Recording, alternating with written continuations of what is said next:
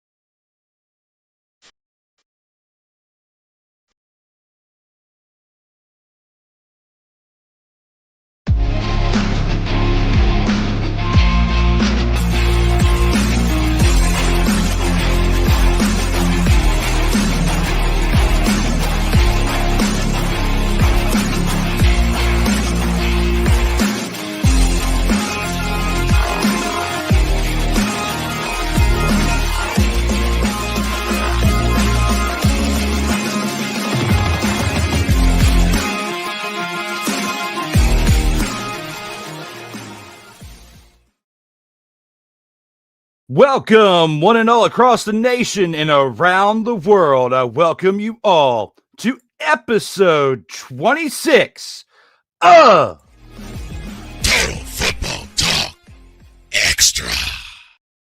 I am your host, Drew Willingham, and we are back for another great edition, episode 26, and I am joined by our great special guest co-host.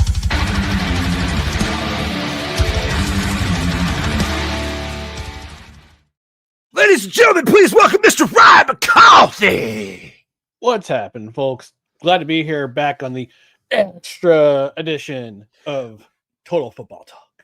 We are finally back, yes, sir, with extra. It's been 6 long months without the extra, but we are back for episode 26 of that. We're going to have a great time. We're going to talk about Thursday night football in the NFL, Friday night football in Brazil for the NFL, and recap the Week 13 in CFL action, along with last night's Friday night game here on this show known as Extra. The hair's flowing.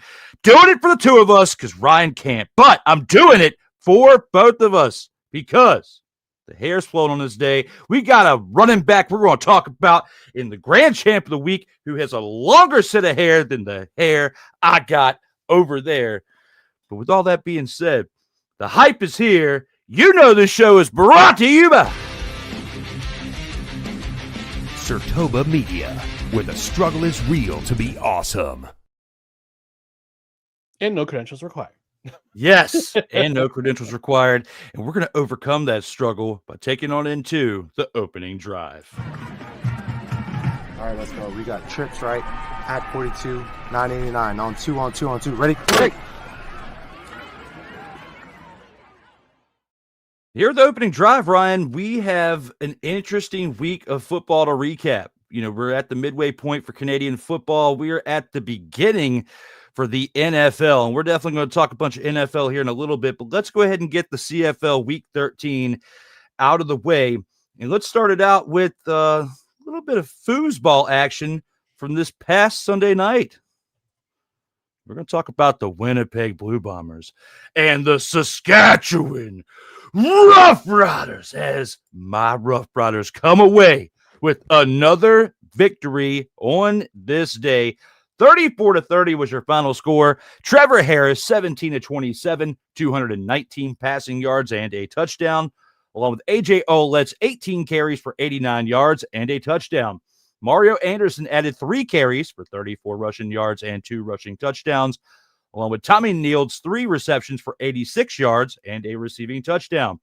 Dante Myers had 3 receptions for 52 yards, along with the Rough Riders defense having 5 sacks, 2 fumble recoveries, and an interception by Tavon Campbell. The Rough Riders had total penalties tallying 6 for 110 yards. The most in Week 13 for any penalty yards went to the team that actually won this contest.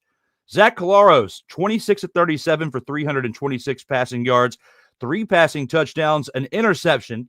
Did have 1 carry for 2 yards to get on the board, but, you know, not everybody can get the numbers they want when they run once or twice. Brady Oliveira, 5 carries for 24 rushing yards and a touchdown, along with 5 receptions for 30 receiving yards. Nick Dembski added 7 receptions for 89 receiving yards and a touchdown, along with Kevin's Clarkius. I probably butchered that name, but I tried my best. Had 4 receptions for 85 receiving yards. The Blue Bombers' total penalties tallied up to 8 for 70 yards on the day. Ryan, looking back at this, what are your overall thoughts when seeing this game right here with the win by the Roughriders? Man, the CFL is fun. So fun to watch. I don't care what team you love, but man, this league is so much fun to watch because that's the biggest reason. No lead is safe. No lead is safe in this game, in the Monday game, early Monday game. I'm not going to talk about the late Monday game. That was just a mollywhopping. But this game, Saskatchewan was up, I think 31 at one point, 31-17. They had 2-score lead. Had 2-score lead in the early in the fourth quarter, and Winnipeg just came back. They scored in their final 2 possessions.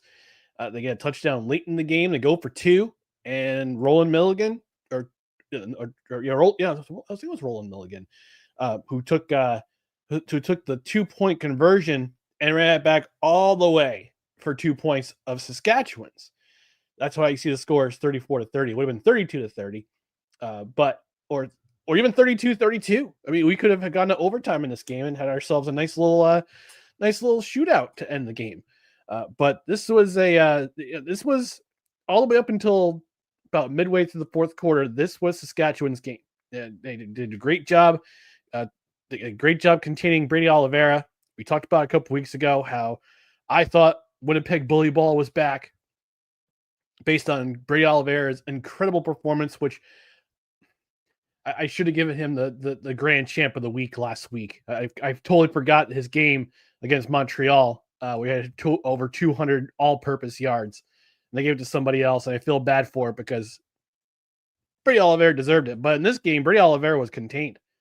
That run defense by the Saskatchewan Roughriders is really good. Is really good, and they held Oliveira to 24 yards, which means that Blue Bombers had to go to the passing game, and Kalaris is throwing it all over 326 yards, 3 touchdowns. So, this was an important game for both teams, Winnipeg especially, because they needed to keep track, they need to keep pace in the West to try to finish at least second for a home game in the West semifinal. But unfortunately, that was a setback for them.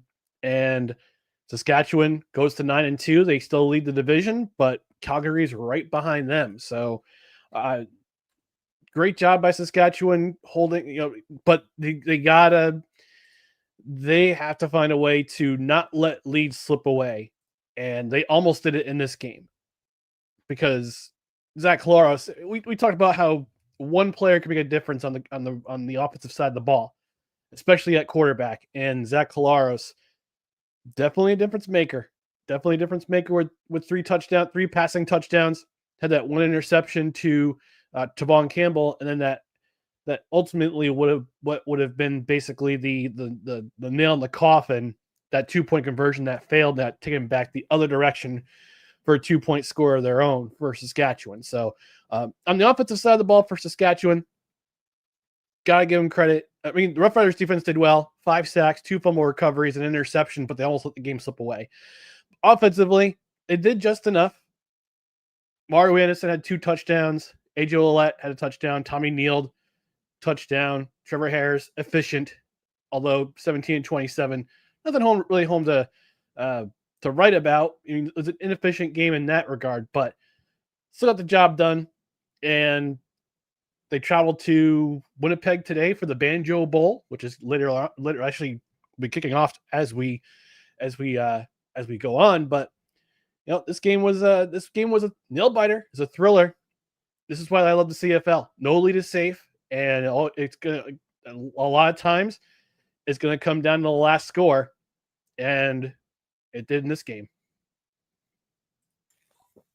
It absolutely did. And when you have a quarterback that, when you have a quarterback for the Roughriders who barely throws over 200 yards and just a touchdown, and your running game literally carries you to the victory because their offensive line, we say what we want about the defense, but the offensive line at points throughout the season, especially through some decent contests, has stepped up to give these running backs holes, primarily AJ Ouellette, because this is the first time we're really seeing Mario Anderson come out with a couple touchdowns and make a big contribution for the Roughriders. But Ouellette's had some pretty nice gaps to run through this season. I mean, they've set him up pretty well. And yes, the Blue Bombers have kind of had a roller coaster of a season to an extent. They're 6-5 right now. They're just a game over 500. And they're playing against a tough team in the Roughriders. But they at least made it interesting towards the end. Like you said, they were up by a couple scores. The Roughriders were a little bit, but I mean, to make it to where it was only a 4-point game towards the end, they got fight, but they're waiting a little bit too late in the season to really start turning things around. With being one game over 500, it's literally do or die every single week between now and the playoffs for the Grey Cup. Yep. Absolutely, and you gotta keep your foot on the neck of your opponent. You can't get away with just sailing into the fourth quarter with a substantial lead because the other team is going to come back, is going to bite you in the butt, and almost happened in this game. So you got a few weeks left in the season. Early November's coming. That's playoff time. That's crunch time, and you learn your lesson now. The better off you'll be come playoff time. Absolutely. And before we go on to our next game, we got a few comments here in the chat we need to acknowledge from our guy Sick Diggy, as he says, strap on those chin straps, lace up those cleats, and let's get ready to get Smash Mouth up in here. Extra wild, extra rough, and extra football, says Sick Diggy, coming in here with the fire. What? I said with the fire. Was that a total Surprise, motherfucker. You know it, and I know it. That is not a surprise, as we're having some fun here on Extra. He also says, good hostess, good ho-hos, good ding-dongs, and good Twinkies to one and all. Hey, who are you calling a ho-ho and a ding-dong? Elaborate out here in the chat, Sick. I was really about to say this. I know what they are. I know what they all are. They're hostess. They're all hostess brand desserts or snacks. But no one's Sick. Ho-hos, ding-dongs, Twinkies, cupcakes. Fire. But knowing Sick, this is a little bit beyond just snacks. Okay, there's got to be more to it. So elaborate out here in the chat, Sick. What in the expletive did you mean by all these good candies? Oh, all these good sweets. And to the folks in Canada, happy Tim Hortons. I want to try Tim Hortons, man. Timbits, man. Timbits are awesome. Timbits are great. I love Tim Hortons. I need to get me a Tim Hortons sometime. If I go out to the nearest one near me is Syracuse. That's about 2.5, 3 hours. There's one in the States. 2-hour drive. Oh yeah, Tim Hortons is Tim Hortons in the United States. I thought it was Canada because he was a hockey player. No, there's a U.S. headquarters in Columbus, Ohio, and they got Tim Hortons everywhere. They even got Tim Hortons in Atlanta. And I was in Atlanta in April, and I didn't realize that until a few weeks later. Like, yeah, got me some Tim Hortons. He says he's just being a foodie. Well, okay, that's understandable. Okay. It is Saturday out here. It's Saturday evening where you're at. It's Saturday afternoon where we're at here on the East Coast. Our guy, Corey Mann, my man with two N's, is in the house. Go back, you guys, to check out episode 123 of the In-Or-Out Sports Debate from Monday, a special Labor Day edition. It is the last episode until October 5th.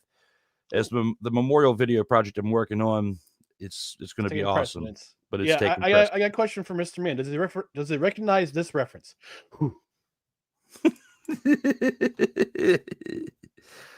Although I can't indulge in certain snacks due to my dietary restrictions, he says. So yes, he was being a foodie with that. And to Ryan McCarthy's point, when you're at halftime and one either says stay sharp or one gets sloppy. It's a lot of ways I can go to get sloppy, Sick. But this is a family show. It is. I'm trying my best to not be sloppy, as I have been slopped all around over the past couple of days, but it is all good. We're here, and this is my fun for the week with my man, Ryan McCarthy, on Total Football Talk. Total Football Talk Extra. All right, you got the double total football talks, but we'll give you the extra over here. With that being said, we'll get back to the comments here shortly. Keep them coming, but we're going to go ahead and take it on into our next game that we have to cover. There were 2 Monday games for the CFL this week, and we're going to take it into that coverage right here and now.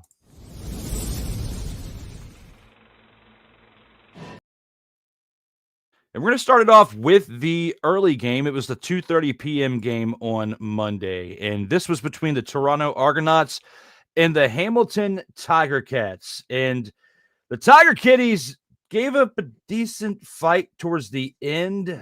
I wouldn't say give up a decent fight for the end. I misspoke. Let me say this. They had a lead. Okay. They had a lead, Ryan. And I cannot wait to hear your take at this point and another point in a show. Spoiler alert, but I'm not going to say what it is. But those of you who watch the program, you're going to exactly know what I'm talking about. But right here and now, this 2:30 p.m. contest between the Argonauts and the Tiger Cats. Ryan, Argonauts win this game 35-33 over the Tiger Cats. Nick Arbuckle, 33 of 40, 352 passing yards, 3 passing touchdowns, along with 3 carries for 7 yards on the day, showing why I had a good pick for him as the grand champ of the week last week. And these numbers qualify him again. Spencer Brown, 10 carries for 90 yards on the day, rushing-wise, along with 9 receptions for 64 receiving yards, totaling 154 all-purpose yards. Jake Herslow, 6 receptions for 67 receiving yards and 2 receiving touchdowns, along with Makai Polk's 6 receptions for 64 yards and a receiving touchdown, round out the receiving corps. The Argos defense had 1 sack and 1 interception by Tavares McFadden. And our guy got on the board again, perfect with the field goal action. Lirum shows up 4 of 4 on the day, 15 total points, tallying up literally almost half of what his team put up for the day. Lirum was huge with the leg. Bo Levi Mitchell on the other team, he's been falling short of the past few weeks. 27 of 37 for 405 passing yards and 3 passing touchdowns, along with an interception, which is why he fell short yet again. Greg Bell had 7 carries for 24 rushing yards, along with 5 receptions for 39 receiving yards. And your guy, Kenny the King Lawler, 9 receptions for 123 receiving yards, 2 receiving touchdowns. He was the king of the losing team, but the king nonetheless. Keandre Smith, 7 receptions for 171 receiving yards, but could not find the end zone. Along with the Tiger Cats defense adding 4 sacks with 2 fumble recoveries, and the entire offense having 6 penalties for 69 yards on the day. When you look at this game, I tried not to give away too much when we started talking about it. What are your overall thoughts? Well, bring the fire. Let us know how bad the Tiger Kitties let you down. This was another reason why I love the CFL, because no lead is safe. Not even in the last minute or 2 of the game. What a wild game this was. Again, another 2-score lead. Hamilton had it against Toronto, and they let this one slip away. You thought the game was going to be over when Bo Levi led the Tiger Cats on a game-scoring drive, and that one throw to Kenny the King Lawler. That gave him the lead with well under almost 30 seconds left in the game. And you figured, all right, this game's over. You know, let's start to go home. Let's go to the car, kids. Let's go to the car, honey. It's time to go. But no, no. What we got was probably one of the best endings to a CFL game I've seen in quite a long time, because Nick Arbuckle slinging the rock, slinging that ball down the field, he finds himself, and he was covered pretty well. Dijon Brissett, who we didn't mention in the stats, 3 receptions, 86 yards of his own, but his longest reception was 62 yards, and he almost took it to the end zone. Like, he stepped out at the 4-yard line as the clock expired, but we saw the replay, went to the command center. There was still 1 second left. Figured the game was over. He scores, game over. Nope, we go to the review, steps out the 4-yard line, 1 second remaining, and that enabled Liam Hairolahu to score that to kick that game-winning field goal. But man, another nail biter. This is why I love the Labor Day games on in the CFL, because again, with the exception of one game, these games always come down to the final minutes. Always come down to the final minutes. This game, no exception, coming down to the final minutes, because in that sequence we had the lead change. I mean, we had the lead change, 3-4 times in the last minute? In the last... Yep. Between Toronto scoring the touchdown, coming back from 17. We had Bo Levi leading the Tiger Cats down the field for a touchdown, which seemed to be the game-winning score. And then we had that long toss and catch from Arbuckle to Brissett, and Brissett runs almost the entire half of the field, winds up at the 4-yard line, and then we get the game-winning field goal to end it, to walk off.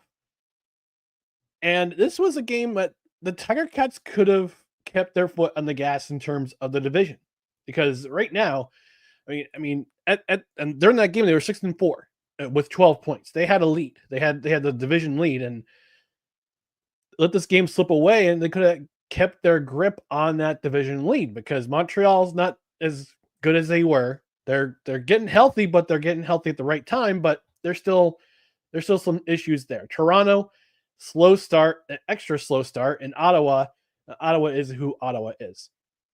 So this game, again, if you're not watching the CFL during Labor Day weekend, you're missing out, because again, we're having some nail biters of games. This one was no exception, and this went down to the wire. And I'm happy I got the chance to tune in and watch this game, because this was fun. This was absolutely fun.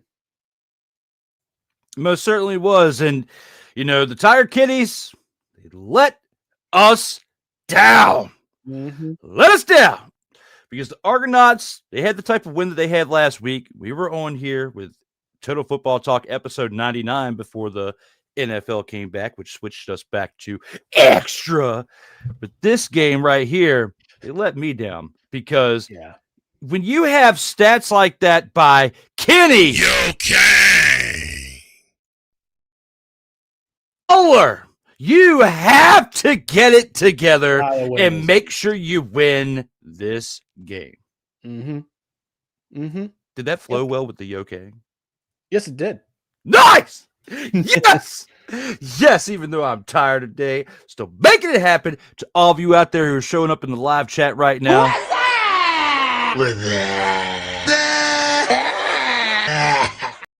Welcome to the program. Speaking of them, let's say what's up to them real quick before we go to our next game. When one is leading at halftime, he says. He had a typing error. So he meant to say, when you lead when you're up at halftime, you have to stay sharp. One of the other stay sharp or get sloppy. So he had a typing error. Yeah, that's what he's coming down to. He did well. He corrected it himself. Yeah. I did a horrible job at helping him correct himself.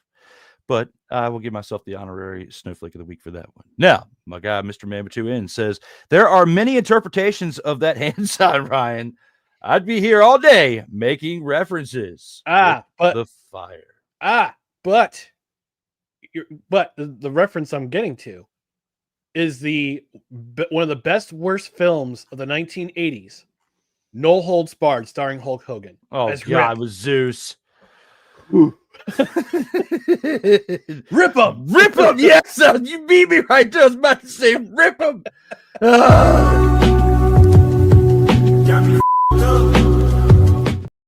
And I'm surprised, Mr. Man, as a hardcore wrestling fan, you didn't get that reference. Shame. Who'll let you know here in a second. Sick was good. We're back in the fourth with the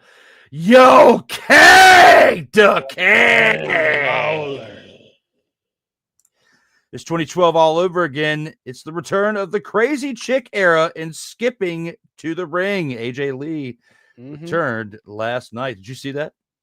I watched the highlights this morning. Nice. So you know what I'm talking about. She's got some nice abs she's been working with in her time that she has been away. So she got an 8-pack, man. She's not a 6-pack. That's an 8-pack. I'm looking forward to this right here. I mean, this has been in the cards for quite some time, and they've made us wait just the perfect amount of time for, at least storyline wise, to set this up. So, and he says, "Rest in peace, Thomas Tiny Lister, aka Zeus." As we have been going back and forth with the no holds barred being trashed. Corey, I encourage you to go to the No Credentials Required channel. We did a review of that movie this summer, and they did. We let him have it. We let that movie have it, especially my co-host Dustin, who had never seen it, or had seen it but hadn't seen it in quite a while. And man, it was a trip. It absolutely was. Speaking of the trip that was, we got to take it to a game that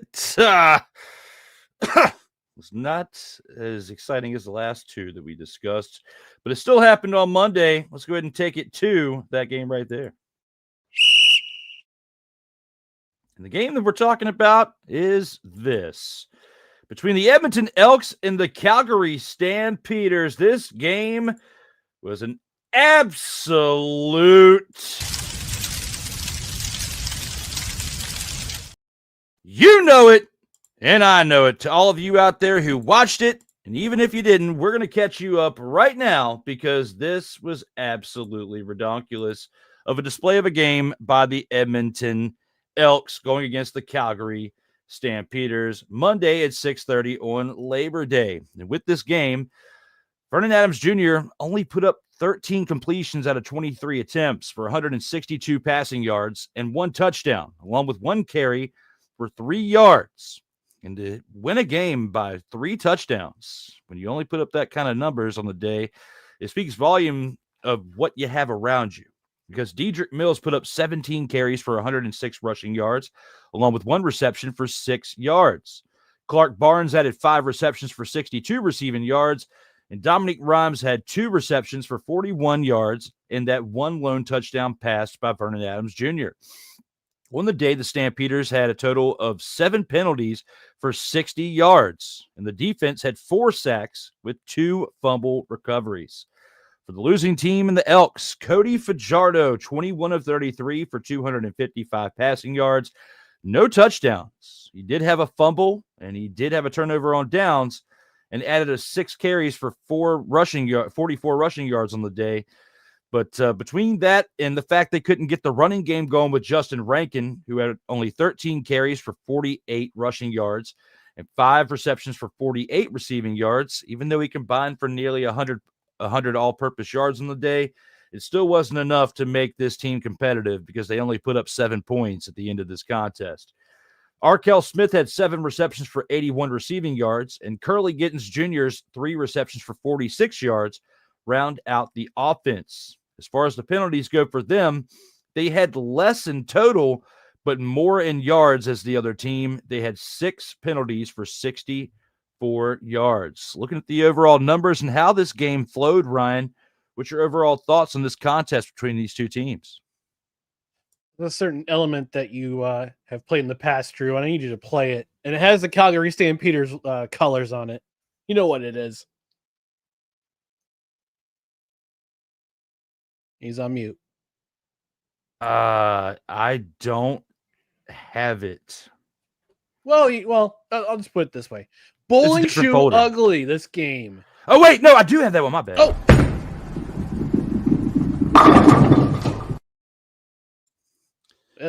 I thought you meant the Dumpster Pelicans. I got that in the other folder. I gotta bring that over next week. No. But Edmonton Elks were acting like a bunch of Dumpster Pelicans. This offense to this day. Yes, they actually outgained Calgary in this game. They outgained them on at least the passing side. On the rushing side, Calgary was very effective, 125 total yards. But Edmonton had. They had 5 team. Calgary had 3 tackles for loss in this game. Defense is doing their job. 4 sacks on the game.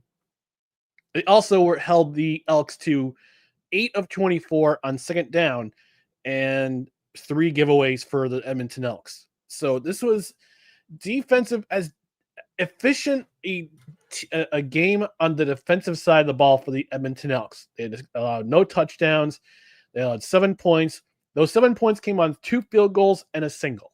So that's how effective they were on offense. I'm on defense, excuse me. 4 sacks, 2 fumble recoveries, held the Elks to 8 of 24 on second down. CFL.ca doesn't give me third down, though. They don't give me third down stats. So I'm kind of curious to see if Edmonton went on it on third down at any time in this game. But I didn't get a chance to watch this game. I was preoccupied with other things. But I actually did tune in. Actually, no, I was watching college football. That's why I was watching NCAA college football. But I checked in during the fourth quarter. I'm like, oh, I wonder how this game is going in Calgary. And the score is 28-7, and Edmonton's trying to score, and they unfortunately did not get in the end zone. So this was as ugly as a game as you want if you're the Edmonton Elks, because up to this point they were riding that winning streak.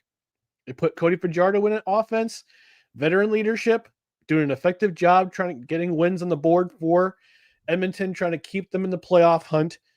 Unfortunately, it didn't work out for them because Calgary right now is too strong of a team. I've talked about how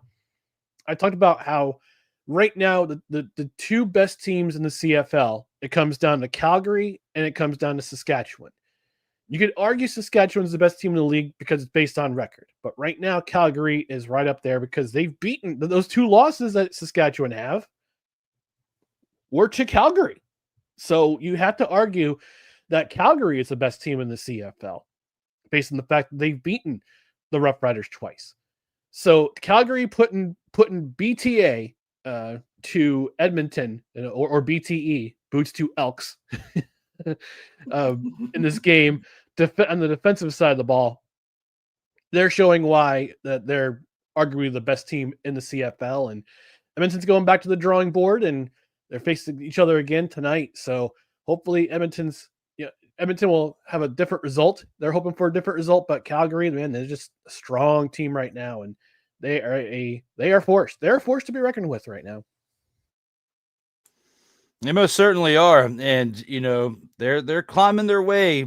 They're trying to make a run in the playoffs now that they've got Vernon Adams Jr. this season, and they're doing a pretty decent job, and especially spoiling the Elks, who had a pretty decent run over the past month. After starting the season out, not such great momentum. They finally started to get some over the past month or so, and they get knocked down a few pegs, especially with this type of loss against a really good team in the Stampeders. But it also kind of lets the Elks know where they're at right now in the avenues of which they need to improve on, because they still have a long ways to go before they're a formidable team like the Stampeders are. And the Stampeders are primarily formidable on their defense right now because their offense is playing pretty similar to like the Ravens of like 25 years ago, where they're relying on their defense to carry them through the games, and the offense just has to minimize mistakes. Yep. And Vernon Adams Jr. is one of the best as far as veteran leadership when he's on, which he's been on quite a bit this season when he hasn't been getting banged up. But when he's on, he's really good at making smart decisions and protecting the football. So I have high hopes for them, at least for the remainder of the regular season.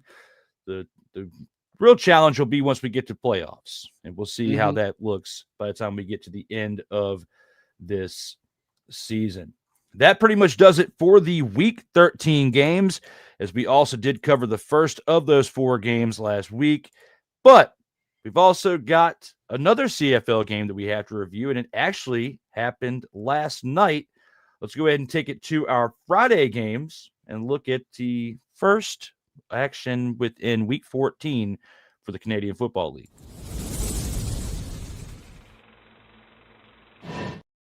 And that is between the BC Lions and the Ottawa Redblacks.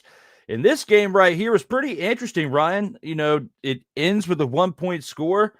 Came down to the wire, 34-33. And when we look at how this game went about, we got to start it off with the winning team, and that being the Redblacks, who have had their struggles in 2025, but they are able to take the win against another team that's been struggling this year, and they get the win at home in Ottawa as Dustin Crum, who's 24 of 32 on passing for the day, had 301 yards as well in the air with 1 passing touchdown. He made some big contributions on the ground, though, with 8 carries for 69 rushing yards and 2 rushing touchdowns, along with William Stanback, who had 9 carries for 27 rushing yards and 2 receptions for 21 receiving yards. Not big numbers by someone who is their big-time back, but it was just enough to help establish the flow of the offense. Khalil Pimpleton had 7 receptions for 95 receiving yards, and Justin Hardy had 4 receptions for 64 yards as well. The Redblacks defense had 1 sack on the day and 2 interceptions, one by Lucas Cormier and the other by Mark Milton. Redblacks' total penalties were 5 for 65 yards, but their offense in the red zone was perfect on the day. 4 out of 4 in red zone attempts. Absolutely great work by that offense overall. Nathan Rourke for the BC Lions had 22 completions out of 32 attempts for 284 passing yards, had a touchdown and 2 interceptions. He also had 4 carries for 29 rushing yards. And James Butler had 18 carries, establishing the flow of the offense, that's why they were so close in this game, I believe. 18 carries for 77 rushing yards and a rushing touchdown, along with 1 reception for 12 receiving yards. Keon Hatcher had 5 receptions for 64 receiving yards, and Justin McInnes' 7 receptions for 148 yards and 1 receiving touchdown rounded out their offense. The Lions' total penalties, the second worst in the league this week, 9 for 105 yards. Sean White added 4 completed field goals out of 4 attempts for 15 total points. The first game in week 14 being on Friday night. What are your overall thoughts looking back on this game last night and how close it was at the end there, Ryan? Drew, what have I been saying this what did I say in the first two segments? In the first segment, the two Labor Day weekend games.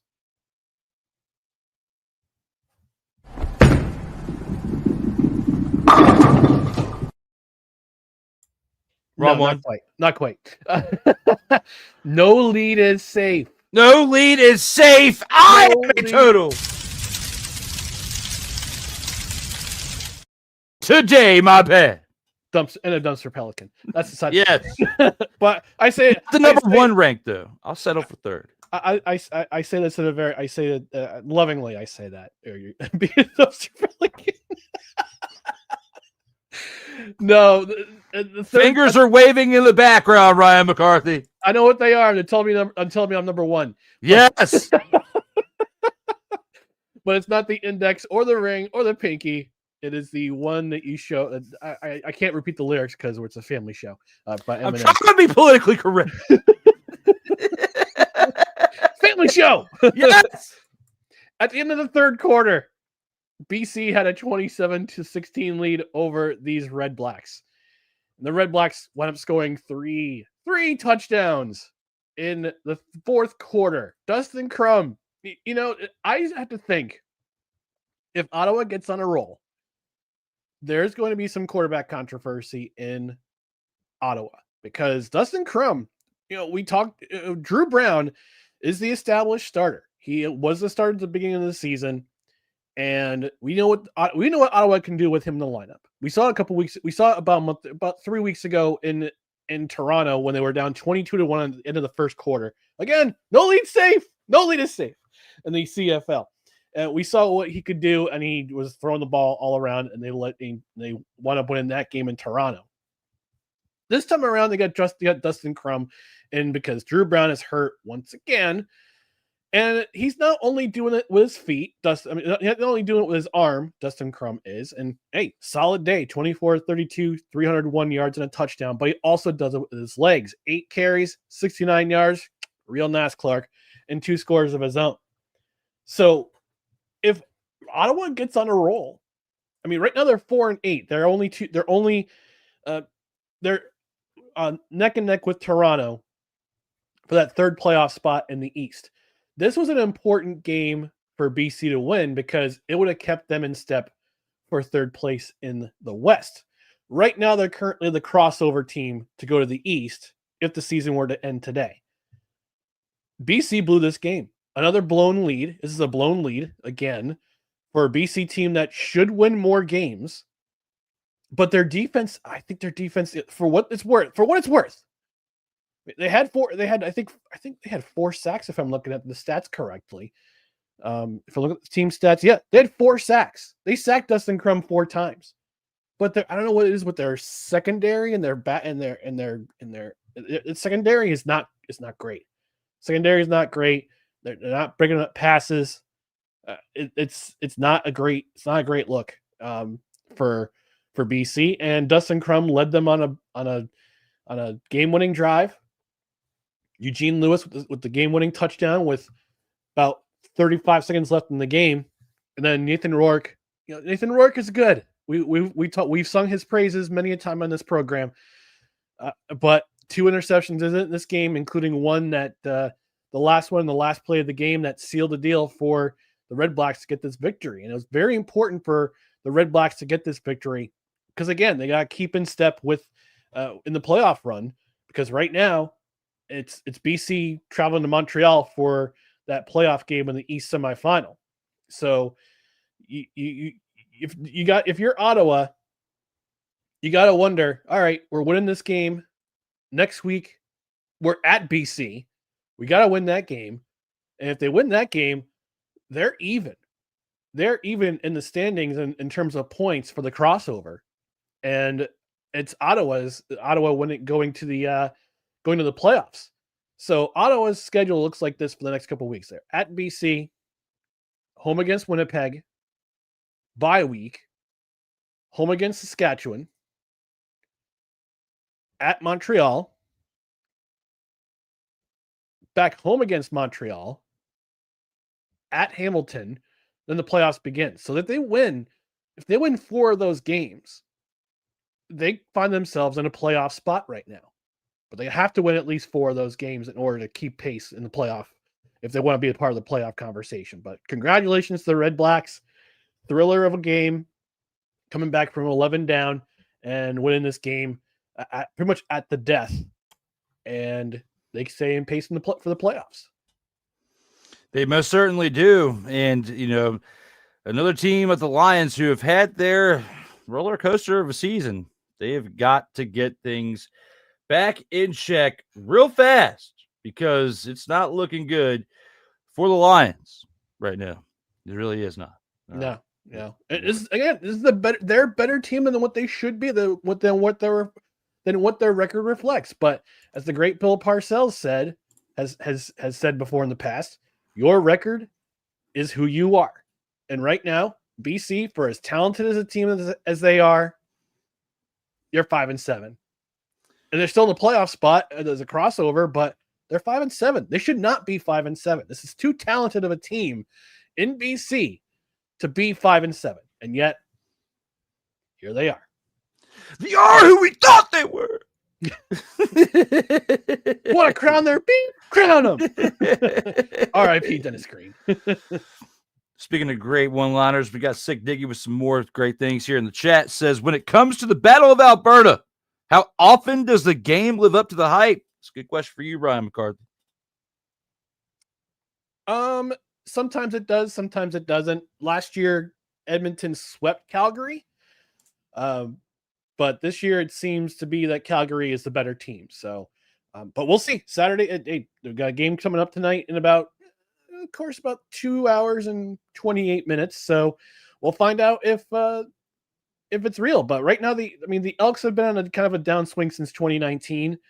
There are some signs that they could be better, that they're going to be a better team. But I think this year, not so much the game living up to the hype, but I think next year it will. I think we'll start to see that rivalry start to really come back. I mean, if you want to talk about the Battle of Alberta, I mean, Calgary Flames and Edmonton Oilers in the NHL, that's a Battle of Alberta right there. But in terms of the CFL, I think it's kind of on a level right now. But I think next year you'll start to get the game will live up to the hype once again.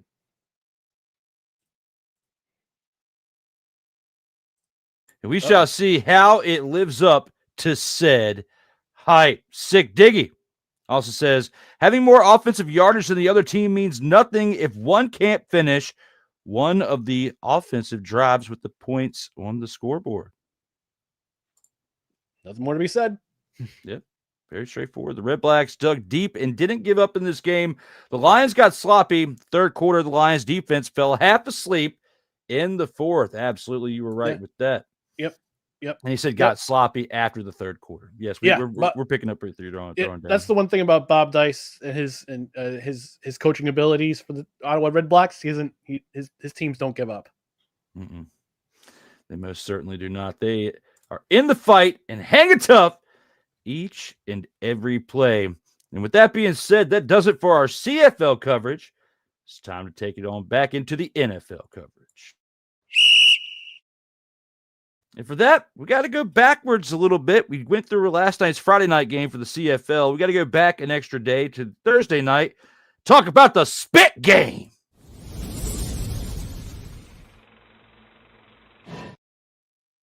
Oh, yeah, Ryan McCarthy. I got it right here. The spit game right here in our face. I even got the spit picture, the image of Jalen Carter right here. What an absolute dumpster Pelican to do what he did and spit in the face of Dak Prescott, regardless of whatever his excuse was he thought there was some spitting beforehand, which is why he had to retaliate. He hadn't even gotten to the first play of the game. This was right after the ensuing kickoff to start the game. You have an Eagles player go down, injured, coming back from an injury where he was out all last season for sustaining an injury during a game last year. And now we have this because Thursday night football, we have the Cowboys and the Eagles, the first NFL game of the season. Jalen Hurts, 19-23 on the day, 152 passing yards, 14 carries for 62 rushing yards, and 2 rushing touchdowns, along with Saquon Barkley, who had 18 carries for 60 yards and a rushing touchdown. He had 4 receptions for 24 yards as well. Former Commander, as I'm wearing this hoodie today for the Commanders, Jahan Dotson, 3 receptions for 59 receiving yards, and Dallas Goedert had 7 receptions for 44 yards, round out the receiving core for this offense. The Eagles' total penalties on the day, 9 for 110 yards. There may be another team that leads the pack in that at the end of week 1 once we have all the games finished tomorrow and Monday. But Jake Elliott was the highlight for special teams. He had 1 field goal out of 1 attempt. It was 58 yards, the longest field goal of the day, especially when you consider going against Brandon Aubrey, who can kick 60-plus yard bombs like it's nothing. Dak Prescott, 21-34 on the day for 188 passing yards, 1 carry for 3 yards on the ground, along with Javonte Williams, who had 15 carries for 54 rushing yards and 2 rushing touchdowns. He did have 2 receptions for 10 yards as well. CeeDee Lamb had 7 receptions for 110 receiving yards, and the newly acquired George Pickens, 3 receptions for 30 yards, round out their receiving core for Dallas. Cowboys had less penalties than the winning team, as they only had 4 for 42 yards. Looking at this Thursday night football contest, Eagles escaped with a 24-20 victory after the game was suspended due to lightning for a little bit.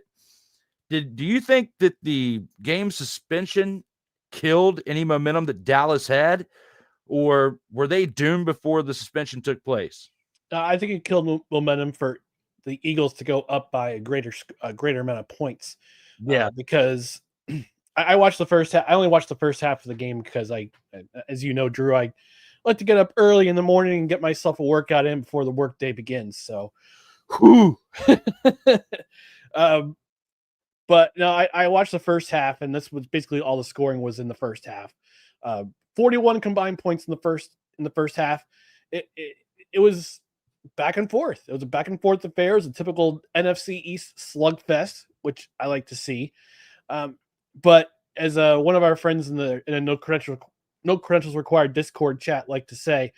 She said that the Cowboys blinked first when they kicked that field goal after both teams exchanged touchdowns. Saquon Barkley that winning touchdown. And then after that fumble by I'm trying to remember his name, Miles Sanders. After that fumble by Miles Sanders inside the Eagles 20, Dallas was driving to score. They were looking to go ahead in that game, and Miles Sanders, there's a reason why the Philadelphia Eagles didn't keep him for very long after it was drafted by him, because he's a case of the chronic fumbleitis, and that fumble turned the direction of the game. Philly scores a field goal. Then we have that lightning delay for 45 minutes. Philadelphia could have gone up by much more, but I think it kind of put the brakes on whatever offense they had left. But their defense, they held up their end of the bargain. They didn't allow the Cowboys to score in that second half at all. I mean, part of it was the fumble from Sanders. You could argue the drops by CeeDee Lamb very late in the game on the final drive, that had a factor. But this was a pretty solid effort. First half was fun to watch. Second half, But I gotta say, the NFL, these late starts gotta stop, especially on a weeknight. You can't have a game at 8:20 start on a Thursday night when people gotta go to work the next day, when kids gotta go to school the next day, and when a lightning delay delays the game for 45 minutes. That adds on to the total time of game. So, these late starts, they got to stop. We got to push them up an hour at least an hour, because it's still prime time. Prime time is still from 7 o'clock to 11 o'clock. You're still in prime time if you start the game at 7:20. So I just hate those late starts because again, people got to work, kids got to go to school, and it's just a longer game. So also got to mention about Jalen Carter's spitting thing. Regardless of the fact that if Dak Prescott did indeed spit first or make the act of spitting first, you don't retaliate, because just like in hockey, the referee always catches the retaliation. Always catch the retaliation. So, we talked about this on No Credentials Required earlier today. Ding. So check that out if you want to. But yeah, this was Philly's game. Congratulations to them. They win week 1. And Dallas, we give Jarrell all sorts of crap about his decisions. Kenny Clark had a decent game. He was effective in helping the Cowboys stop the run, and gotta give him credit, because Saquon Barkley, actually Jalen Hurts was the leading rusher for the Eagles in this game with 62 yards, and they held Saquon Barkley in check, which is, gotta give them some respect for that. But in the meantime, back to the drawing board for the Cowboys. Eagles, you both got 7 days. It's actually 10 days to figure out before the next game. They most certainly do. And to contain Saquon, like you said, I mean, he did have 18 carries, so he still kind of helped establish the flow, and kind of a nasty game towards the end after the weather kind of slowed the momentum down, like you said, from keeping the Eagles from scoring more.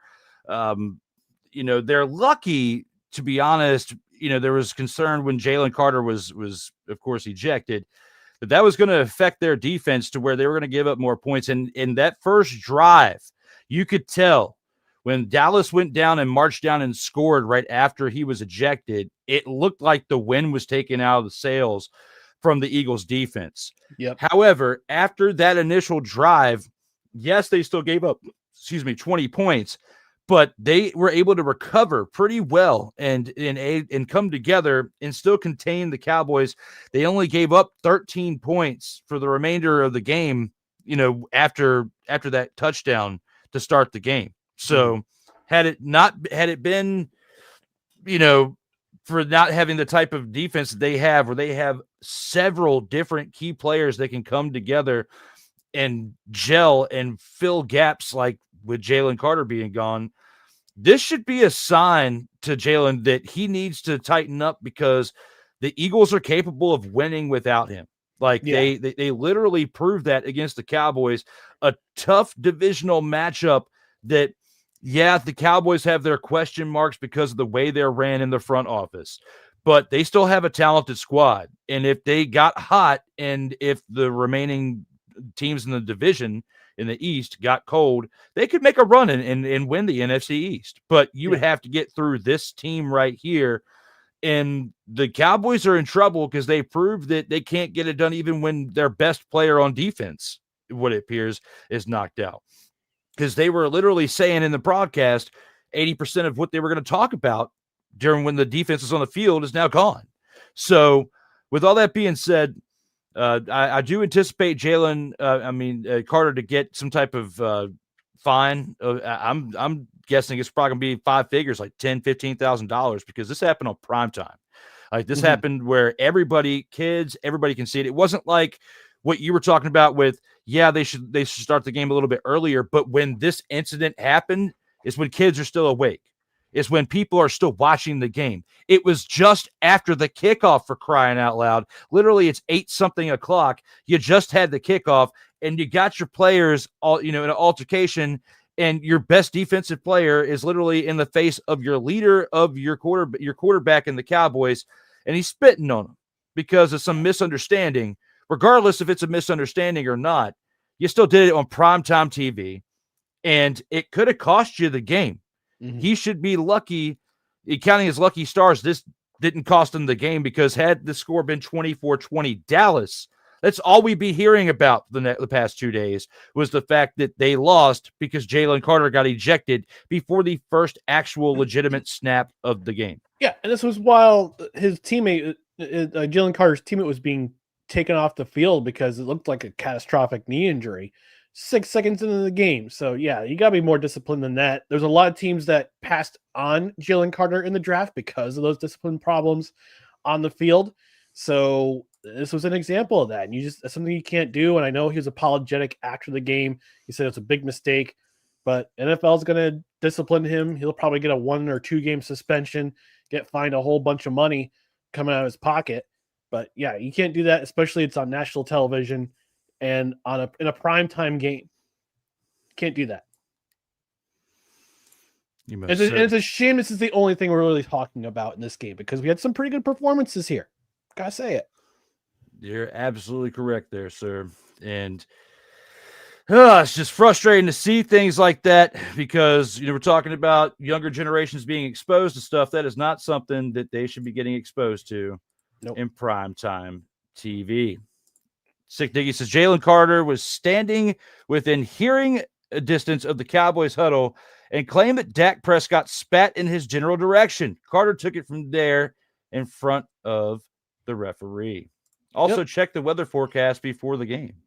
Well, I know it was raining between the time kickoff happened and when the time the lightning came. So, I mean, they always have their eye on the weather. They're always going to have their eye on the weather. It's just that lightning was in the area. They didn't want to take any chances, and they did what they did. So, hey, safety first. Yeah, I don't blame him, because, I mean, I was telling somebody at work, because I was at work when the game was on, there's metal screws in the helmet, holding stuff together. So there's metal in there. You can get electrocuted. They need to get off the field. So definitely great on the NFL for making that call, or in the referees for suspending the game. Cowboys definitely showed up. They still need help in front on the defense. But Kenny, hey, they're who they got in that trade for Parsons did step up in this game. He did make some plays, but he needs help around him though on that defensive line. I wonder if it would have made a difference if they had a very good defensive player, especially on the edge in this game. I wonder. We'll be wondering that for quite some time there, sir, because it's a big question. But I will say that even though they definitely are missing him at the edge, Clark is going to help out that defensive line. It's that spot, and that's a spot that they really needed help at. So even though you don't want to lose who you gave up to get him, you still have help there, and it's looking pretty good for them in the future. Yep. At least for that. If they can make some good moves around and find another Micah Parsons, I don't think they're going to do that. But, I mean, Giral is at the helm. Who knows? But the Cowboys' offensive line, some chumps, though, say my petty brain. I can hear him say that, too. Back in the day, Carter would have gotten stomped out back 10 to 15 years ago by the quarterback's offensive line.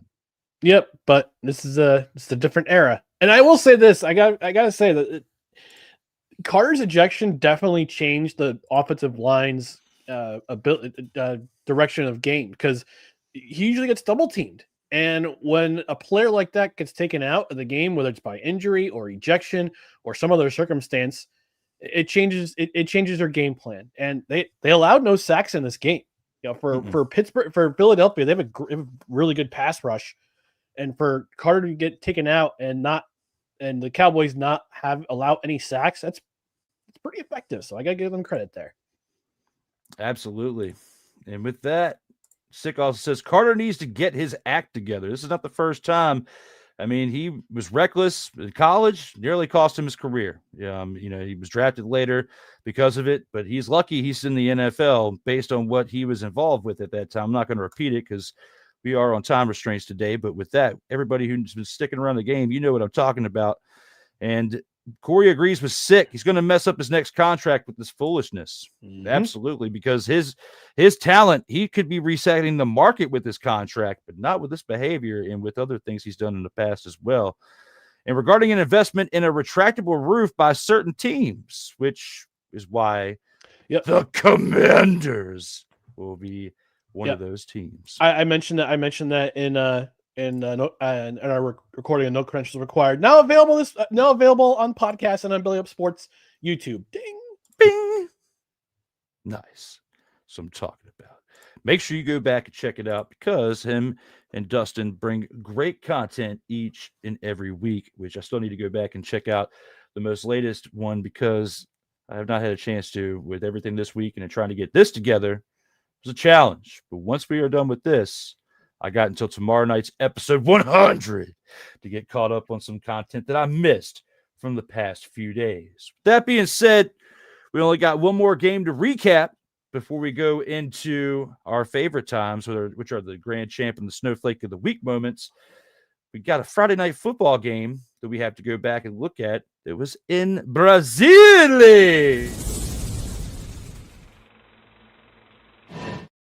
And that game was between... Oh, no! I clicked the wrong one. Let's try this again. It's your daily dose of shenanigans, all right? Here's the right one. There it is. Yes, the Kansas City Chiefs and the Los Angeles Chargers. Should be in San Diego. Of San Diego. Yes, that's what I was originally going to say. The Los Angeles Chargers of San Diego. Because the Los Angeles Chargers win this game 27-21, a game that looks like the tide shifted as a result of another injury, and that being of Xavier Worthy, who got injured on the third snap of the game. Definitely made an impact for this team right here, because you had your number one option being Hollywood Brown after that. Okay, so that's a considerable downgrade when you look at what Xavier Worthy is dubbed as, because with Rashee Rice being, with his suspension and stuff, you've got your number one target that's now out. Okay. And it's only time will tell for how long, especially with it being a dislocated shoulder. But with this game right here, Justin Herbert was nearly perfect. 25 of 34, 318 passing yards, 3 passing touchdowns, along with 7 carries for 32 rushing yards. Omarion Hampton, 15 carries for 48 rushing yards, along with 2 receptions for 13 receiving yards. Quentin Johnston had 5 receptions for 79 rushing yards, 79 receiving yards, and 2 receiving touchdowns. Keenan Allen had 7 receptions for 68 receiving yards and a touchdown. The Chargers' total penalties for the day were 6 for 49 yards. However, their time of possession, they had 32 minutes and 44 seconds of controlled time within the offense. Patrick Mahomes struggled on the other side. having 15 incompletions as he went 24 of 39 on the day, 258 passing yards, and a touchdown, along with 6 carries for 57 rushing yards and 1 rushing touchdown. Excuse me. Hollywood Brown had 10 receptions for 99 receiving yards, which is a highlight day for him for the first of quite some time, as he became the number one, option once Worthy went down. Travis Kelce did have a receiving touchdown in this game, but only had 2 receptions for 47 receiving yards. The Chiefs' total penalties were 10 for 71 yards, and their highlight literally came from their field goal kicker. 3 completed field goals out of 3 attempts for 9 points, tallying up almost half of what the team put up on the day. Looking at this Friday night contest, it was an international one. What are your overall thoughts when looking back on this contest? This was a fun game to watch. This was one of those games where you're just like, all right, I love football. This is a great game. And on Tuesday, we had our NFL preview. I made a bold prediction, and we've chopped it up. It's now we put both conference previews, chopped it up and put it up on the No Credentials Required YouTube page. Ding! So you want to check it out after Total Football Talk. But I'll give a sneak preview as to who my AFC West division winner was going to be: the Los Angeles Chargers. I have them winning the AFC West. Part of the reason why is because I think this defense, they have a really good defense. They held the Chiefs in check in this game, even without Xavier Worthy. Injuries are tough. Injuries are even tougher when it's inflicted by your own teammate, because he collided with Travis Kelce on a crossing pattern, and you got to be more careful. There were some jokes about how if Xavier Worthy had said something about Taylor Swift's music, and that's why he got knocked out of the game. But I'm going to heap some praise onto Justin Herbert right here, because I said this morning on No Credentials Required, ding, that he tends to wilt in the limelight. He's done it in the playoffs. He had a really horrible playoff game against Houston last year, where I think the stat was he threw 4 interceptions all season last season in the regular season, and he threw 4 interceptions in that wild card game against Houston. So it's good to see him bounce back and start that bounce back in this game against a very tough Kansas City Chiefs defense. And he didn't do it with just his arm. 318 yards, 3 touchdowns, ain't nothing to sniff at. It's a day in the office for Justin Herbert. But also 32 rushing yards, including a 19-yard carry on 4th and 14 with less than 2 minutes left in the game to basically seal a deal for the Chargers. And Justin Herbert, man, he's gonna if he continues this momentum and becomes a quarterback everybody knows he can be, I think the Chargers are going to turn some heads this year. And like I said, I've got them winning the AFC West this year. And I think Justin Herbert's going to be a big part of that. Their defense is going to be a big part of it. And I think Omarion Hampton's going to be a big part of it. And I made another bold prediction. I have him pegged as my offensive player of the year in the AFC, not Travis Hunter. As much as I want to give all love and praise to Travis Hunter, he seems like he seems like he's going to be a very talented dude, but he's also a heck of a guy off the field. Like he's just like the nicest dude off the field possible.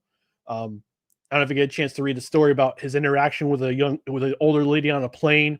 Then she figures out who he is and she buys his jersey. It's a really sweet story. But I've got Omarion Hampton. He had put in some effort with 61 total yards from scrimmage between rushing and receiving. So Quentin Johnson's turning into Justin Herbert's number 1 target. But Justin Herbert not only he's got 3 good targets on this team in Johnston, Ladd McConkey, and the reunion with Keenan Allen. Nice to have him back in the lineup. He had a nice game himself, going back getting back in that rejuvenation machine. As for the Chiefs, they are who they are. I think their defense is going to have to step it up more often this year. I said it on the Tuesday NFL preview, and 10 penalties, very uncharacteristic for this Chiefs team, and they had their mistakes in the first half. only scored 6 points in the first half. They wound up scoring 15 in the second half and making it a game. And for a while, it didn't look like it was going to be a game, but all credit to the Chiefs for coming back, and Hollywood Brown having some huge plays, especially in the fourth quarter when they made it a game again. So, but having Xavier Worthy exit the game 3 plays in on your offensive series, that made a huge difference for the Kansas City Chiefs, because it kind of slowed the game down for them, because they like to go fast. And also not having Shee Rice for 6 games, and especially in this game, it made a difference. So, but congratulations to the Chargers. I see bright days ahead for them, and this game is just the start for them. I like that. In your pick with the Chargers, it's looking like a pretty good one considering how the Chiefs looked in this contest. Yes, it was an international game. It wasn't like it was in the States. Multiple things could have played a factor. Yes, somebody not liking Taylor Swift's music. No, I doubt it. But, that could have played a factor. Who knows? But like you said, but with that being said, this game, was one of those coming out parties for Herbert in the Harbaugh era, because they had some flashes last year, but this was your first real test that you overcame. You snapped a 7-game losing streak by winning this game against the Chiefs. So with that, very, very, very big on the Chargers to get this one. Very, very big win for them. Big win for Harbaugh in his second year now back in the NFL as a head coach. Big win for Herbert for those who were doubting him leading up to, Staley leaving and Harbaugh coming in. I'm happy for the Chargers to see that. And of course, everybody who's fans of the NFL are going to be happy to see a team not on top other than the Chiefs at some point in this year, because even though we have a long season to go, if this is a vision for how things are going to go for the Chiefs, we will finally not see them in the Super Bowl for the first time in quite some time this year. Not saying it's going to be the Chargers, but if the Chargers can go and do this, any other team can, because now you see what you got to do to beat the Chiefs on paper. So study this tape from what the Chargers did against them, and you have your answers right here and now. The 6 says, and given that the name was Arena Corinthians, it's a good thing neither team wore green. Yeah, he continues it in his subsequent comments about giving us an education about rivalries and soccer and whatnot. So yes, sick. Very great points with that. And keep the heat coming. We'll acknowledge them a little bit more here in a few. We're going to take our one and only commercial break for Total Football Talk Extra. But when we come back, we have the grand champ, the snowflake of the week as always, and the 2-minute drill for the remaining games in week 14 for the Canadian Football League. We'll see you here in a few minutes.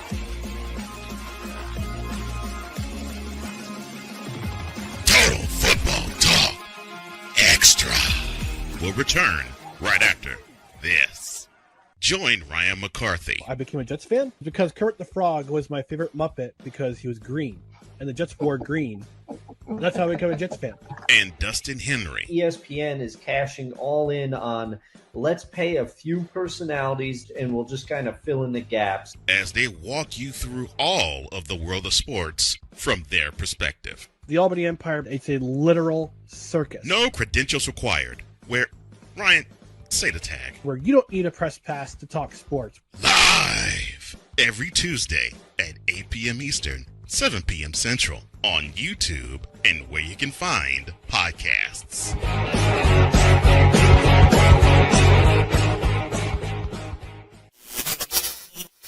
Hey, what's good, everybody? This is your boy Corey, host of The Grind, where we talk about all things WWE. You can catch The Grind every single Saturday, 4 p.m. Eastern. 4 p.m. Eastern, right here on Sertoba Media. If you're not following Sertoba Media, then what are you doing? Like, share, subscribe. There are many different things that we have available on Sertoba Media for your viewing pleasure. And what else you got to do on a Saturday afternoon? Come spend some time with me. Come spend some time with my colleagues on this platform. Help us be able to bring everything that you all want to see. Matter of fact, you know what? If you ain't did it yet, I got something for you. Stay true to what you do, stay true to why you do, and always stay true to you. Sertoba Media, where the struggle is real to be awesome. Do you like talking sports? Do you like entertainment? Do you like the occasional series of heated discussions? Are you in and out, Drew? With that said, Drew, I'm hearing a bunch of stuff in your mind. I know you know this team very well. Are you in and out, my friend? Then you must see this. Drew Willingham versus random panelists. Who wins? You decide on the In or Out Sports Debate. Live. Whenever the we feel like it. Eastern Standard Time. Exclusively on Sertoba Media, where the struggle is real to be awesome.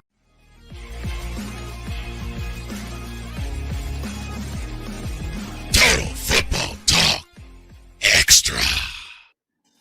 The Extra is back with episode 26 of Total Football Talk with the X. We have discussed what we've seen so far in Canadian football and NFL action between the past two nights.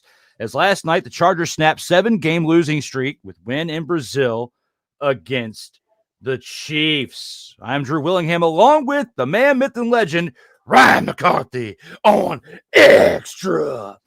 But we have to now go to one of our favorite parts of the week, and that is the Grand Champ of the Week.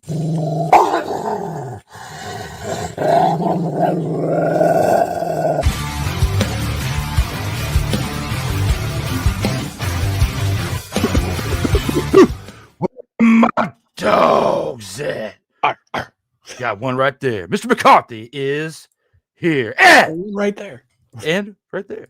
As Ryan McCarthy is here for the Grand Champ of the Week, we got to discuss with this Grand Champ of the Week, who is your selection for that pick there, sir? Well, I had to eat my words because a few weeks ago, actually a few months ago, when the season started, I said that Nick Arbuckle wasn't the guy in Toronto. I thought Chad Kelly was the guy going to be back in town, and he was going to be the guy to carry the team forward for the Toronto Argonauts. But I got to eat my words. Nick Arbuckle, you have handed me my lunch, sir, and you proved it in this game. And that's why you are my Grand Champ of the Week. In his game against the Ticats, 33 of 40, 352 yards, 3 touchdown passes, no turnovers whatsoever. And he faced a ferocious, no pun intended, Tiger Cats defense pass rush.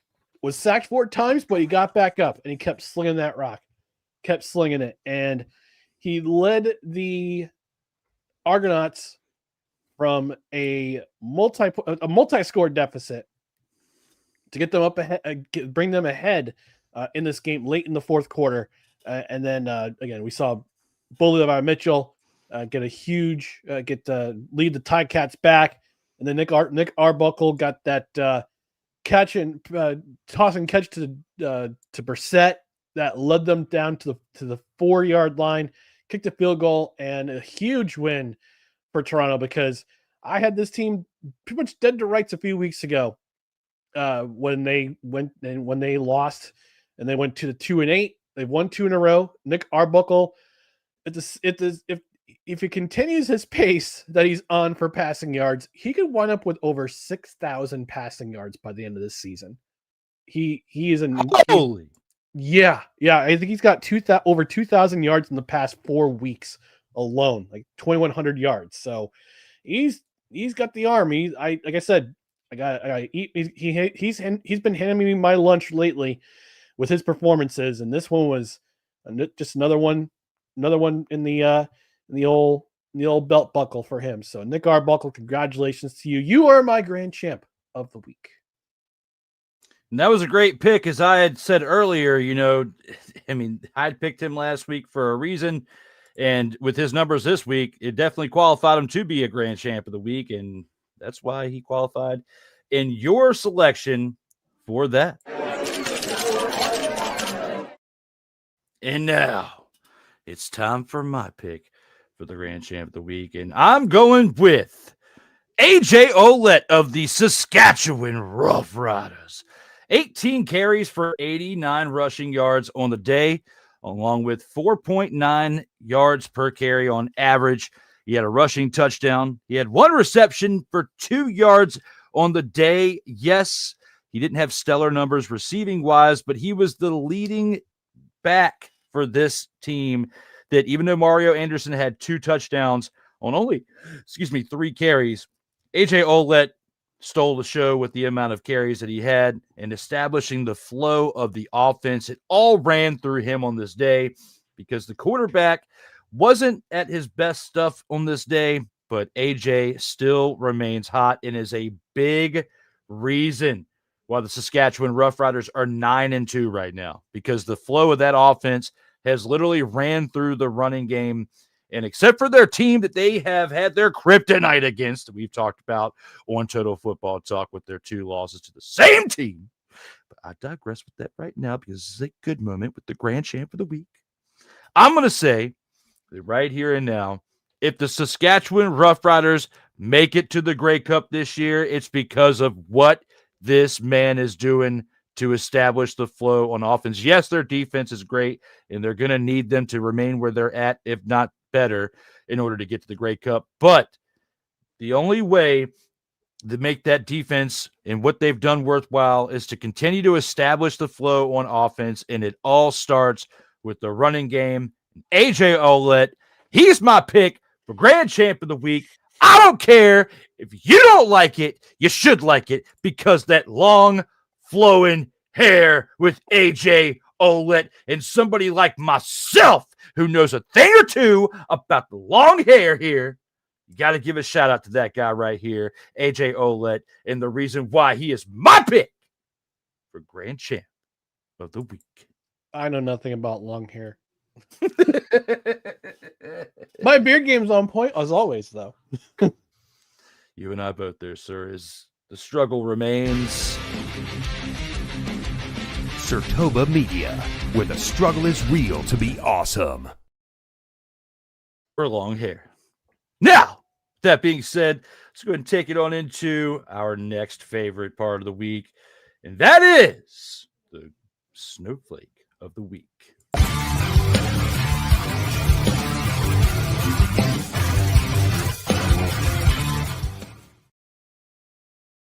Total Football Talk Extra.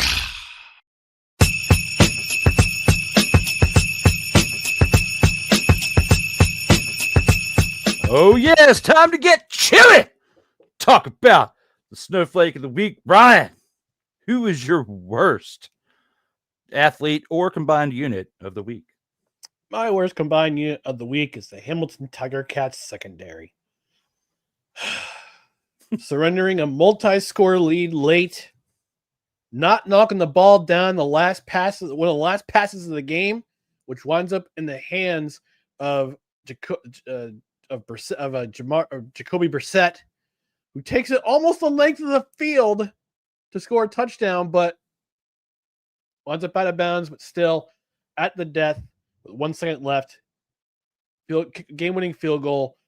And instead of a W, getting your 2 points and keeping the foot on the neck of the lead in the East Division, you wind up getting the big ol' fat stinking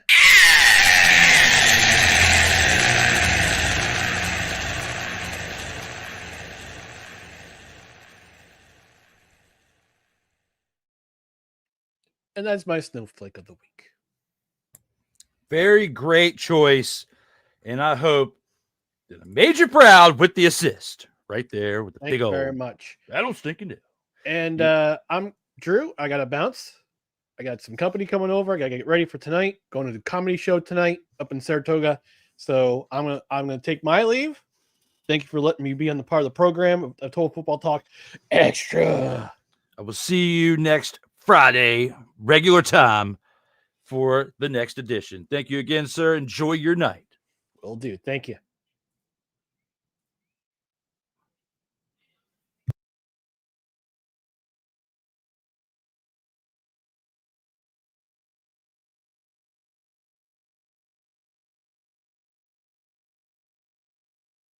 Who's giving them the business?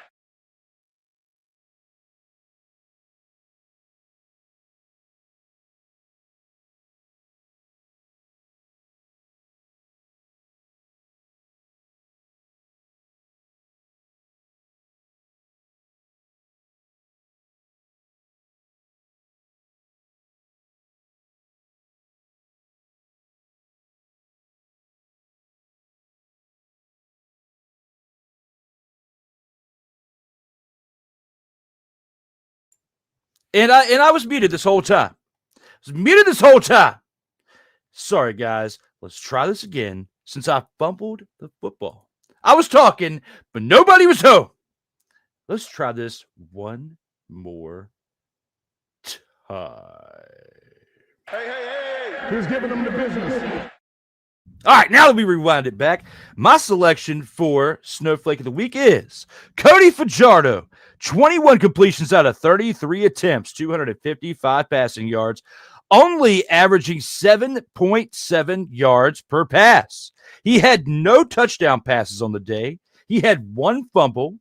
He also had a turnover on downs. My selection, Cody Fajardo, for the Snowflake of the Week, quarterback of the Edmonton Elks, and somebody who needs to get his expletive together if he is going to have a successful turnaround for this Elks team, who are 2 games under 500 after 13 weeks of the season. Let's go ahead and take it on into the now 2-minute drill.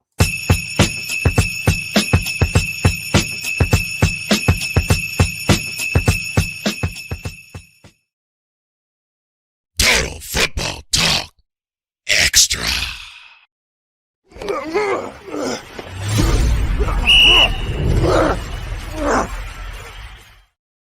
And here with the 2-minute drill, we got 3 games that we got a preview. Well, now technically 2, because one of those games is actually completed, as 3 of the games were a preview and took place today. And that starts with the game that just ended literally minutes ago. And I was able to do this during the commercial break and update the score. As Friday night's game, we had a score of 33-34, and that being the Ottawa Redblacks over the Lions. Today, just before our commercial break, the Hamilton Tiger Cats won 26-9 over the Montreal Alouettes. And now we have 2 games that we have to preview for the remainder of today, which one is at 4:00 p.m. Eastern time, which just kicked off literally minutes ago. And then we have the one that follows right after that, the 7:00 p.m. Eastern game between the Stampeders and the Elks. And, you know, first of all, for the Tiger Cats to win the way they did against the Alouettes was a very big game, because the Alouettes had things to fight for. They were 1 game under 500, and the Tiger Cats were 1 game over 500 going into this game today. So with that being said, the Tiger Cats now improved to 7-5 for the Canadian Football League, and the Alouettes fall to 5-7. They absolutely suck over there in Montreal. We're about to find out if they can turn it around real fast, and I don't think that's possible. Who's giving them the business? Now to the 2 games that are actually taking place for the remainder of the day. One of them being between the Saskatchewan Roughriders and the Winnipeg Blue Bombers that is actually taking place right now. The score currently is 0-0 with 12 minutes and 50 seconds left in the first quarter. You know who I'm going to pick. You all know who I am a homer of, and that is the Saskatchewan Roughriders. They are my choice to win this game, even though they are the road team, 9-2 going into this contest. The Blue Bombers are 6-5. They will fall to 500, 6-6. Blue Bombers record will be at the end of this game. The Roughriders improved to 10-2. That is my prediction for this game right here. Who's giving them the business? And our final game of the week, which is at 7:00 p.m. Eastern time tonight, the Calgary Stampeders are on the road to take on the Edmonton Elks, who played each other last week, but they were in Calgary, and they won 28-7, that being the Stampeders. Even though the Elks are at home and should have the momentum here after getting mollywopped in last week's contest, I don't believe so. They're going to get smacked around like a bunch of dumpster pelicans at home. They're going to be the number one dumpster pelican of the week, that being the Edmonton Elks. They're going to get their hiney smacked at home and lose this game by the hands of the Calgary Stampeders tonight at 7 o'clock p.m. Eastern Time. Stampeders win this game decisively. Who's giving them the business? And we also have to acknowledge the fact that the Toronto Argonauts, who absolutely suck at 4-8, have a bye week this week. And thankfully for us as fans of football, we don't have to watch that monstrosity of a team in action. With that being said, that does it for our 2-minute drill for this episode today. Let's go ahead and take it into our final segment of the show, that being the post game. As long as it's one. That's great. I love it. And here with the post game, we got to take a look at the fact that we have now got our first week in NFL action at hand. And with that being said, we got things to celebrate. Episode 100 of Total Football Talk will be back tomorrow night. Yes. And usually it was on Fridays, but that was when we were covering the CFL. And now that the NFL is back, Total Football Talk has split into 2 programs, and we now have Total Football Talk covering just the NFL, and Total Football Talk Extra covers a combination of not only the CFL, but the NFL, like the Thursday night games, and in the case like today, we covered the Friday night game. But I'm looking forward to getting back in the saddle with talking just NFL action on Total Football Talk, because there's a lot of NFL teams to discuss. It's 32 teams in the National Football League, ladies and gentlemen. 32 teams. And all of them have the right to be there, except for one.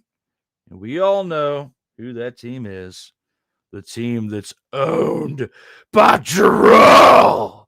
The Dallas Cowboys don't deserve to be there right now, because they absolutely are trash in certain departments. And you know which ones they are. We discussed it earlier in the program a little bit. When looking back on that Thursday night contest, they sucked. And the fact that they don't have their edge anymore, and Micah Parsons. And me, my guy, Kyle Nash. We're going to talk about it tomorrow night. And we're not going to hold back. We're going to talk a little bit about that. But primarily, we're going to be talking about the games that happened all throughout Sunday.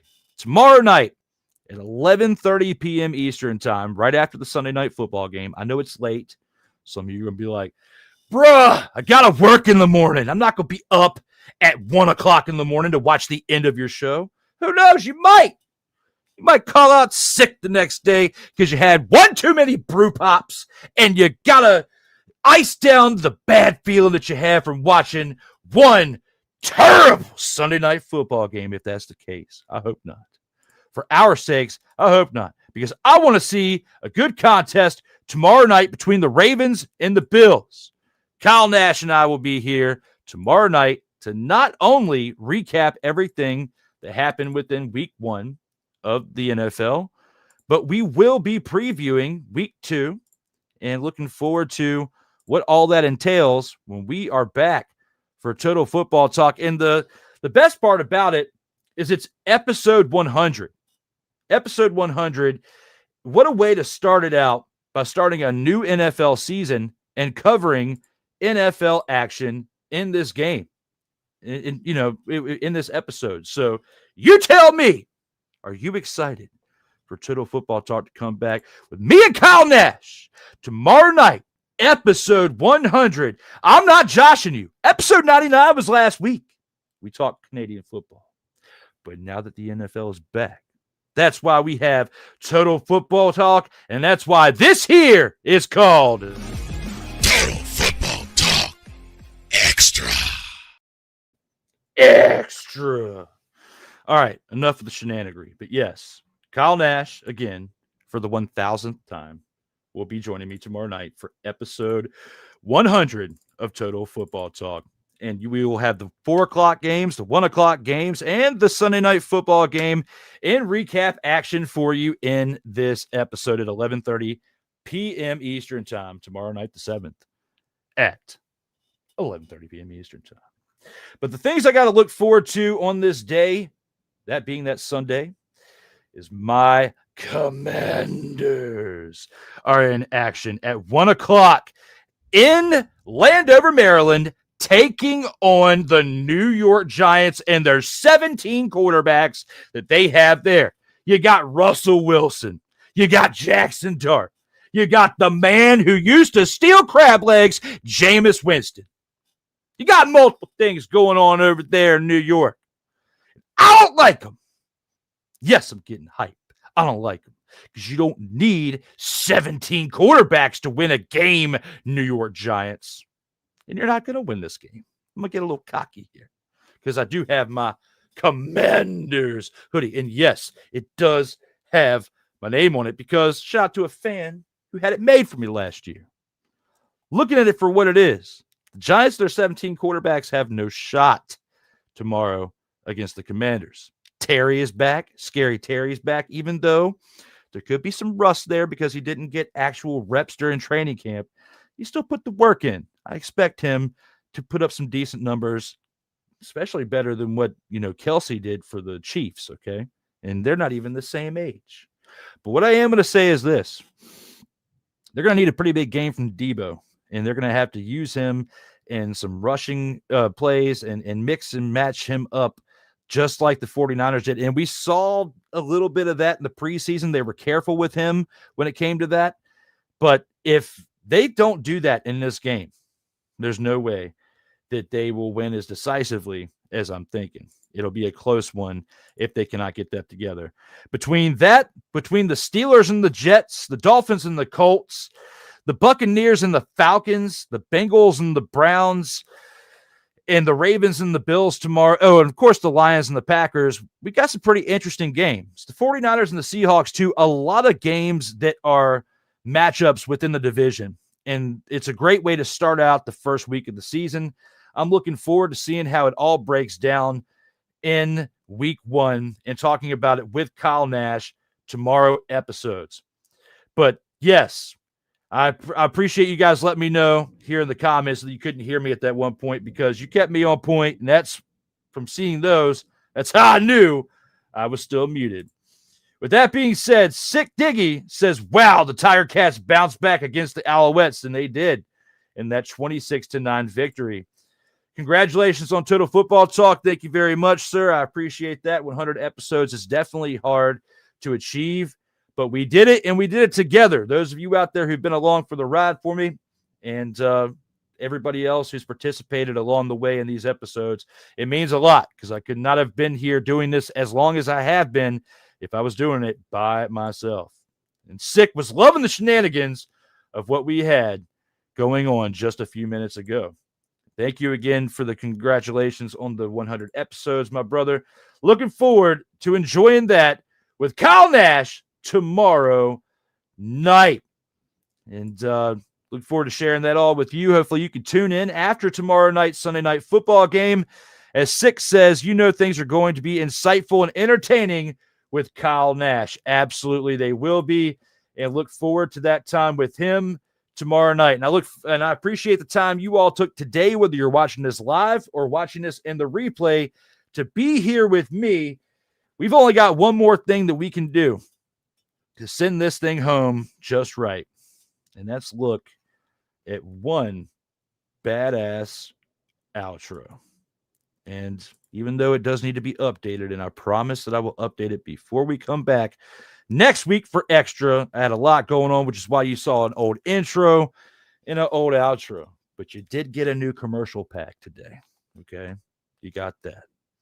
But let's take it back to one of the OG original badass outros and send it home with this. Just like with football, in life, you got to keep your head up.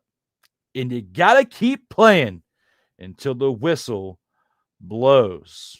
For Ryan McCarthy, our special guest this week, I am Drew Willingham, signing off for episode 26 of Total Football Talk Extra. As always, everyone, please stay safe out here in these streets.